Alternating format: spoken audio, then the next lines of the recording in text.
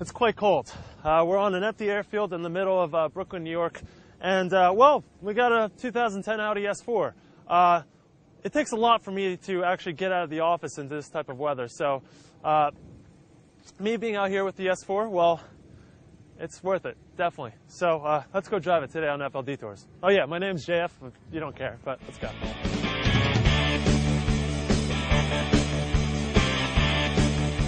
The 2000 B5 S4 was a phenomenal car. It had its problems, but it was great. It had an edge to it. It was something special, it was something different. The twin-turbo V6, you can do a lot with it. It was fun, it was cheap. It did have its problems, but that's kind of the personality that you get with that type of car.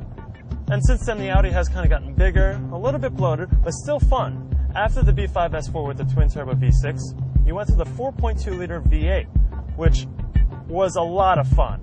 Excellent power, lots of torque, and it sounded great. Today, I'm in the 2010 S4. In true typical Audi form, the interior is best in class, by far. Every switch, every gauge, proper, easy to get to, and there's a sense of quality. The investment in this interior far exceeds anything else on the market today, especially for a $50,000 car. Up front, you have the typical Audi-esque headlights with the LEDs and the beautiful front grille, as some would say. But what's most important is that the supercharged V6 has just as much horsepower as the outgoing V8. The difference? Well, it's lighter and it's set further towards the middle of the car, which in fact improves weight distribution. Now, it's in the back that something special happens. I know Quattro GmbH no longer has a real vested interest in this car. I'm sure there's still some underworkings of shared engineering resources. Now, the S4 has always kind of been known as being a little bit of an understeering pig, the V8 especially, really heavy up front. Audi has solved most of the problem with having a lighter engine up front, the supercharged V6.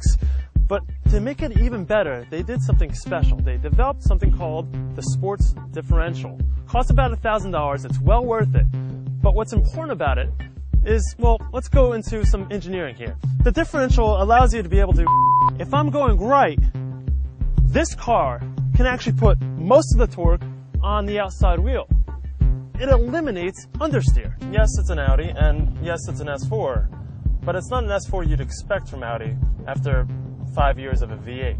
I know that there's a supercharger 2 feet in front of me. I don't hear it though. I get on the gas, nothing. The V8, when you let off the throttle, you just heard the rumble from the back exhaust. No longer is that true. This car, it is fast. In a straight line, it feels faster than the V8. But when driving on the road, you just don't hear it. The sensation of speed is kind of lost. So my conclusion on the S4, it is a better car from the previous generation. But then again, it's lost its edge. I lost sleep thinking about this car, trying to think of, how I felt about it. It is fast, it does feel good, it is very nimble and very balanced. But it's lost that sensation of cool, it's lost that sensation of being an S4. I want the S4 to be something special, not just something to go up against the 335. It was meant to go up against the M3. It no longer does. The lack of sensation, the missing sounds, kind of dull this car. I want to hear that V8 grumble, even if I know I'm wasting money by having it. The supercharger, I wish I could hear it. I really do. It's so close to my head. Just make a sound, please. But in the end, this is a better car. And on the track, it is absolutely fantastic.